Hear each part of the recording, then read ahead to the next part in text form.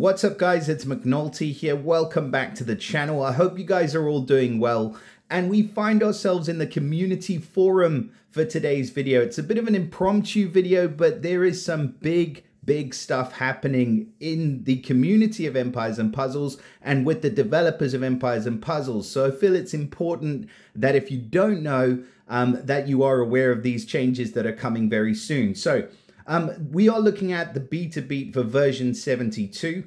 This is basically a post on the forum that is put together from the creators from SG, talking about the changes that are coming to beta, talking about the proposed things that are happening in beta. And this has been around for quite a while. So just in case any of you don't know what beta is a group of people who basically have the ability to test things before they get released into the game. And with each version, the idea is that they would have 3 rounds of beta testing and then a final beta round, and then they release the latest version of the game. So we have had the round 1, 2, and 3. So round 3 just started today on the 30th of October, as you can see there. And with the 3rd round of beta testing, there have been some insane changes to the game, one of which is going to affect a lot of players in a very decent way. So that is the one that's just been released today. That is the one that I want to focus on. This is relevant because it is scheduled to be released pretty soon. You can see the final round of testing in beta is due to be ending on the 8th of November, which is also very relevant because we've just today had the calendar released from SG, and the idea is that the Soul Exchange, the next Soul Exchange, should be coming on the 9th of November. So that is the day after the final beta closes, and I'm assuming they will look to release version 72 very shortly after. So let us get into what's actually happened today. So the meat of this video. So we're going to go down, I think it's just about here. So there we go. So the 3rd beta is here. There have been a few changes to the Dragon Spire. Some of it's pretty good. So there has been a Dragon Spirit bonus update. So the Assist Dragons now grant stat boosts to heroes of a specific element and heroes of a specific class, in addition to giving stat bonuses to all heroes on the team. So as well as doing their little thing with their extra special skill, they are going to be granting stat boosts to heroes of their specific element. Now, so far, this is just in player versus everyone else. So it's player versus the CPU content and nothing to do with the player versus player content, and long may that continue. The second bit is the fledgling dragons. So we now get fledgling dragons that appear as rewards from the Dragon Adventure stages. They can be used to gain experience for any dragon, and fledgling dragons cannot be trained via the hatchery. This is a massive breath of fresh air because they were missing that massively. I mean, you train the trainer dragons and they give a decent amount of XP. But the problem is, I mean, there's a few problems to be fair. You can't level up the special skill fast enough with those trainer dragons, and you just don't get as much reward for playing through the stages or for farming any of the stages. So now with us being able to get these fledgling trainer dragons, that should definitely add a lot more, well, a lot more fun to playing through the Dragon Spire. I mean, I still think there is a lot to happen there, but you know what? I don't mind it being a bit slow. Let's get on to what's actually happening in the area of the game that affects the majority of us. So the Stronghold. So Santa's Challenge, we've had the quest updated and we've got 2 brand new heroes, including a costume for Pengy. Now that is about a year overdue, so I'm not going to give SG any props for that. Pengy's costume should have been released last year.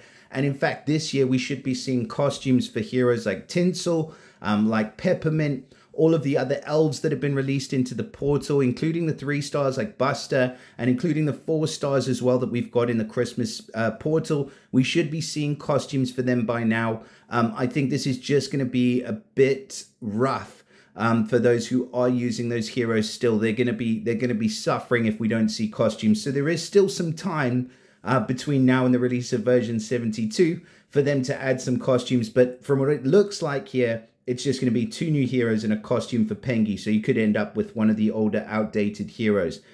This next bit, though, this is the big thing that I was talking about. And it's only a single line. on here. It says the visiting outfitter. So what is this? This is recurring event will allow players to get certain costumes for their heroes in exchange for gems. I maybe should read that again. So this will allow players to get certain costumes for heroes in exchange for gems. This is not a random event. So I have seen the testers in beta and what they've been doing with this. It's not random. You can genuinely spend gems to buy a costume for a hero that you have in your roster. And the costumes that we've got in this event, at least in testing, there's some pretty insane ones here. The general rule at the moment is that it doesn't say anything about this here, but I do know from talking to people, it's got to be a costume that is 18 months old or older. But that doesn't exclude a huge amount of heroes. We still have costumes for heroes like Guardian Gazelle, Costume Perseus, Guardian Panther, Guardian Kong. I mean, there's just a wealth of costumes in here. Costume Marjana, that's a popular one. I guess a lot of people are going to want to go for that one as well for the elemental defense down. With the costumes for the Season 1 heroes, they're not including the tunes because, believe it or not, even though the tunes feel like they've been out for ages, they're not more than 18 months old, so they don't fall into this. But as it is a recurring event, it doesn't say how often it's going to recur. As it will be a recurring event, you will eventually be able to get those costumes. It'll only be one costume at a time, and I believe you can only buy with your gems the most recent costume for that hero that you don't have. So if you've already got 2 costumes for a hero and the next one's the toon, then of course you're going to be able to buy the toon. But if you don't have the second costume and you need that to progress to the toon, you'll be able to buy the most recent one. So I hope that makes sense. Now the costs for these, at first I was thinking, oh my God, this is just going to be astronomical. Like, what are you going to charge? Like freaking 3,000 gems for a single costume? But no. In fact, the costs at the moment are set at just 300 gems for a legendary costume, 200 gems for an epic costume, and 100 gems for a costume for a rare hero. And I think that's pretty decent value. Now, I don't think that the cost needs to be much higher. I know that there have been some posts below. You can read this for yourselves on the forum where the cost has been, they've been saying, oh, well, I'd pay up to 1,000 gems. I mean, that's kind of missing the point. This is an update that is immensely needed by the whole of the player community in Empires and Puzzles. People will not be able to pull the costumes that they need because the hero pools are so diluted across all of the different events and things like that, that you need another way to be able to pull these costumes. Even for the players at the top, they need a way to be able to get these costumes.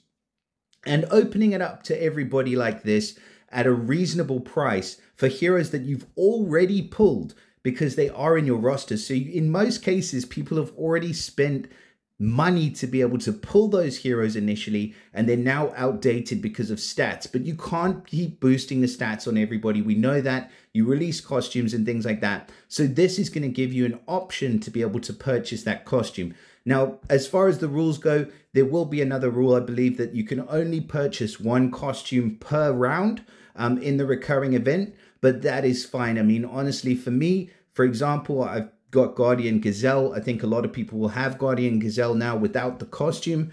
If they feature the costume in this event, it's an amazing way for you to be able to get a hero that's all of a sudden just going to be increasingly relevant, even if they don't give you a second duplicate copy, which I believe they would. But even if they don't and they just give you the costume, you still got a much more relevant hero. Same can be said for other costumes and things like that. I think Lepiota is another one that I've seen. I mean, that's an insanely good costume, and just bringing the stats up to where they're relevant so that when they balance the heroes in future, you can again keep up with that balance and things like that. So this is a humongous change within the game. I cannot stress how good this is going to be for the community. And I sincerely hope that they do follow through with this change. And that's part of the reason why I really want to make this video, is because I want to get it out to as many people as possible. Like I always say in my videos, share it with your mother. Literally share it with every single other player that you know who plays Empires and Puzzles, so that when version 72 is released, we can make sure that this change is evident in version 72. And if it isn't, then we can kick up a fuss about it and get them to make a difference. Anywho, that is the big thing that I wanted to speak to you about. There are some other cool changes. So if we go down, we are going to see some new passive skills. So there's going to be resist status effect damage. So it grants the hero inherent resistance to incoming damage from status effects. This is going to be added for the Slayer family, replacing ailment damage reduction. No word on whether there's going to be an increase or change to the Slayer family or costumes for the Slayer family. There should be costumes for the Starfall. That is part of the testing that is in beta at the moment, but they're not included as part of this. But the Slayer family is going to be getting status ailment damage reduction. So it reduces damage from status effects. It's not something we haven't seen before. It's just kind of a different wording for an older passive. And then added changes to various heroes from, added this passive for various heroes from the Challenge Festival 1. So you've got Tweedles, Black Caesar, Guardian Elephant, and Cinderella, who will all be benefiting from that passive. So it should be decent for them. It's nothing insane. And then this one is interesting. So reduces the inherited health of all enemy minions by 50%. And this is going to be added for the Fox family and for the Styx family as well. I think the Styx family is going to benefit massively from that because reducing the minions' health for people like going up against Costume Dia-chan, Costume Cao, all of these unstoppable minions, you suddenly get 70 or 50% less health when they summon the minion. It just makes it 50% easier to beat the team. And that's what that's all about. So it's a really good bonus and will be added for both of those families. And then we've got perfect accuracy. So this is going to grant the hero perfect accuracy. The special skill never misses its targets. It's something that we've seen before. It says it's being added for someone called Hrothgar, who I've got no idea who he is or what he may look like. I hope he looks absolutely insane. And then the heroes of the month, obviously for the December hero of the month and the January hero of the month, they'll get to see who those are in beta just a little bit before we do. So those are some of the changes that are going to be coming. So I'm really excited about that. I just wanted to share that with all of you guys. And if you haven't gotten the gist of everything, then please do go ahead and go onto the forum under the beta beat for version 72, and you'll be able to read all about it. Leave your comments on there. But also, as always, please do let me know in the comments. Let me know your thoughts on this. Let me know whether you think it is a good change. Personally, I think it's well overdue. And I think that this kind of gives some of those Empires and Puzzles faithful, like myself and yourselves who are listening, who stuck around for ages, a good reason, to continue to invest in the game. Because they are planning things. They are trying to do right by the players. And if they do release this as is, then I'll say that, you've done right by me. That's a big tick in the right box. One last thing, just before I go, one of the big reasons I'm mentioning this now as well is that the Soul Exchange coming up on the 9th of November, we may not have this released into the game just yet. It will be released into the game, but it may not be available just yet. So be very, very careful who you feed away. If you're thinking of feeding away a hero that you don't have a costume for, that if you did have that costume for, would be absolutely insane. I'll say somebody like Athena, for example, you might have her without the costume and be considering using her as fodder for the Soul Exchange. I would think twice about that, because if they release her costume, the week later and you fed her away, then you're going to be kicking yourself. So that's another good reason why we talk about these things ahead of time. And I wish that they would keep us updated in game, but you know what? That's it's there on the forum for you to read, but then not everybody goes onto the forum all the time. So yeah, let me know in the comments what you guys think. Drop us a like and subscribe to the channel if you're not subscribed already, so you don't miss any future updates. And yeah, I wish you guys all of the best, and I'll see you again soon. Bye for now.